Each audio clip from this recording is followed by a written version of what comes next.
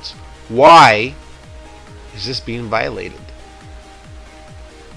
What gives a criminal court the right to punish children, to sentence children from their father? They did nothing wrong. Why are they being sentenced? This is the issue we have, and this needs to be addressed. I'm going to show you some clippings and some stuff from Jean-Claude Boucher, maybe some other clippings of other, like CESS, C-E-S-S, about some horrible stories. So, first thing first, thank you for this interview.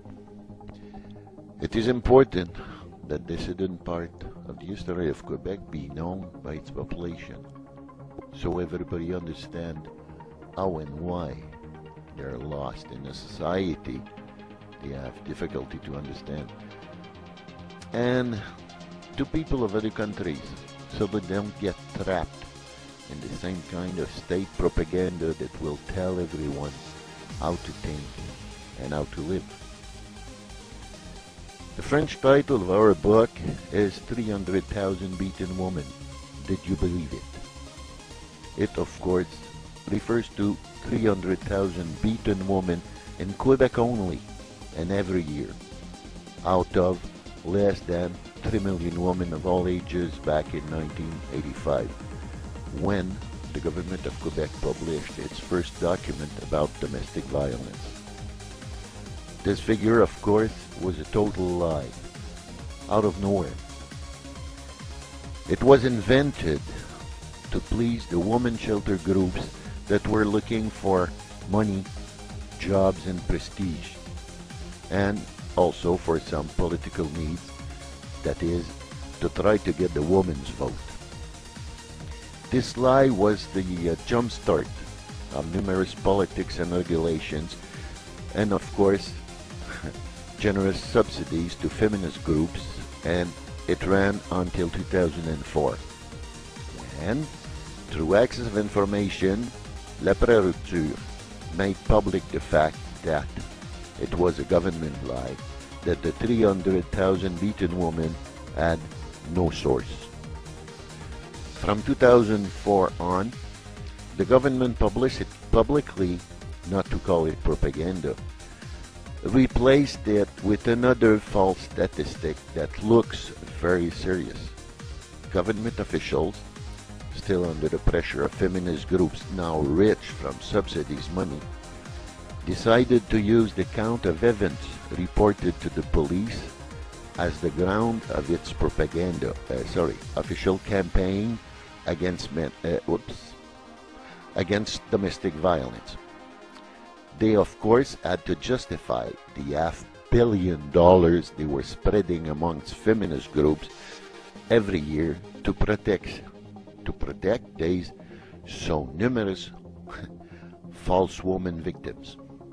So, publicly it became an official fact that 85% of domestic violence victims were women, and the propaganda could keep going on. Of course, these video clips and publication they were using did not mention the fact that men don't report being victim of their wife. A man looks so feeble saying he is victim of his wife's assault. And the more important fact that because of police politics, if he would report it to the police, his chance of being himself arrested are great. The reality. The facts are, even when talking about physical domestic violence, the victims are more or less half and half, meaning man and a woman. And even a poll made in the Saguenay area, men are twice more often victims of serious physical violence than women. Anyway, hundreds of studies from many countries arrived to the same conclusion.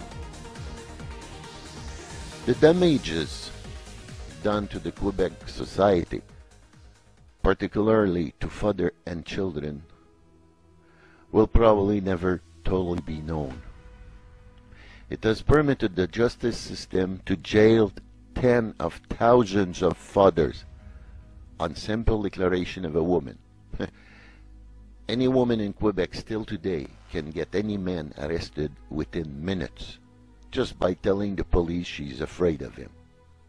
It has had as consequences that the suicide rate of men went up with the rise of feminist popularity and then, of course, of their lobbying power. It has been going down lately. I mean, the suicide rate of men went down lately because the feminist appearance on mainstream media has gone down. But the cold fact is that 3 to 4 men commit suicide every day, half of them following an unfair divorce. More than 350,000 families are led by a mother alone, meaning more or less 500,000 children live without a father due to biased court system. Judges believe the official figure of 300 beaten women.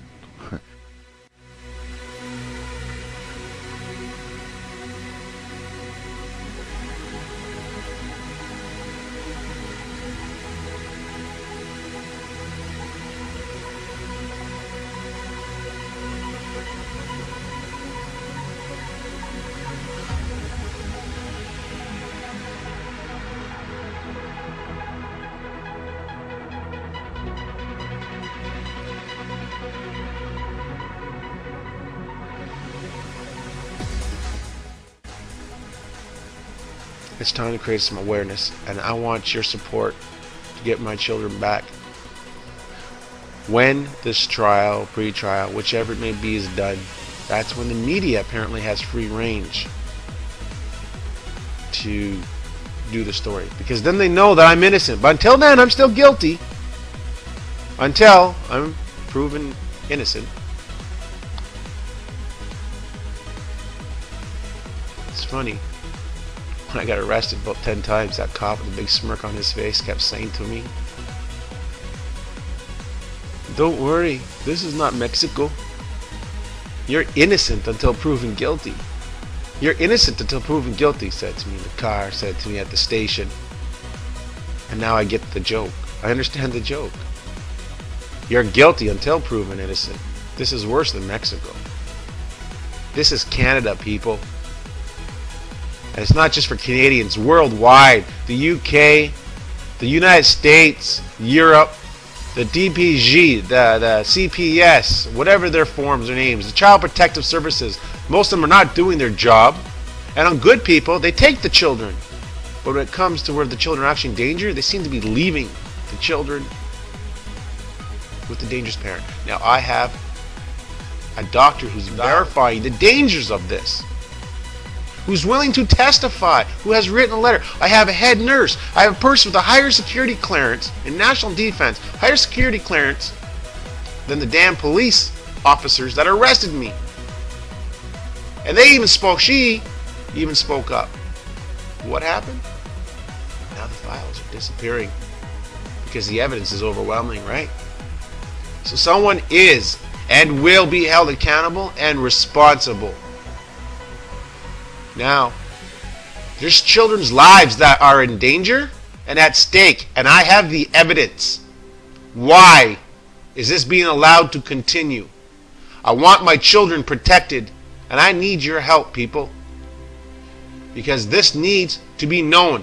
I have all the proof. I will post the proof and the evidence. Or if anybody that has doubts, contact me. Protect my children. They should not be punished psychologically, mentally, physically, and their lives should not be left hanging by a thread by a ticking time bomb, who is mentally sick.